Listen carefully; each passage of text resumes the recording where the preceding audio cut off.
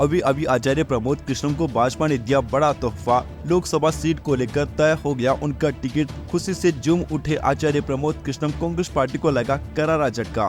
कांग्रेस से 6 साल के लिए निष्कासित किए गए आचार्य प्रमोद कृष्णम का नाम इन दिनों हर किसी की जुबान पर है।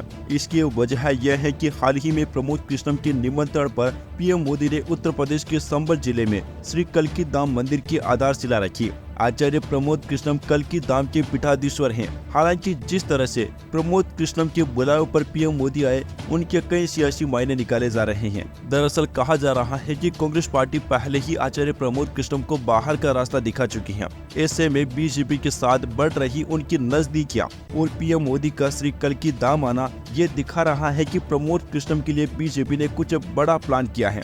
इस बात की चर्चा हो रही है कि आचार्य प्रमोद को बीजेपी 2024 के लोकसभा चुनाव में संबल सीट से टिकट दे सकती है। इस सीट से 2014 में आचार्य प्रमोद कृष्णम ने कांग्रेस पार्टी के टिकट पर चुनाव लड़ा था। आचार्य प्रमोद कृष्णम पार्टी से 3 दशक से ज्यादा समय से जुड़े हैं। हालांकि पिछले कुछ सालों से वह लगातार पार्टी के खिलाफ बयानबाजी कर रहे थे। कभी वह राहुल गांधी को निशाने पर लेते तो कभी किसी नेता को। इन बयानों से संकेत मिल गए थे कि वो कांग्रेस पार्टी से खफा है। उन्होंने अयोध्या में राम मंदिर प्राण प्रतिष्ठा में शामिल होने से इनकार करने पर खुले तौर पर कांग्रेस नेतृत्व की आलोचना की थी, जिसके बाद साफ हो गया था कि वह भाजपा में शामिल होने वाले हैं। कांग्रेस से निष्कासित किए जाने से पहले ही उनके बीजेपी में जाने की चर्चाएं थी। ऐसा लग रहा है कि जल्द ही वह इसका आधिकारिक ऐलान भी कर देंगे। बीजेपी उन्हें संबल सीट से टिकट देने जा रही है। इस सीट पर पिछली बार हुए लोकसभा चुनाव में बीजेपी को हार मिली थी। सपा के डॉक्टर शफीकुर रहमान बर्क यहाँ से जीते थे। ऐसे में बीजेपी आचार्य प्रमोद को यहाँ खड़ा करके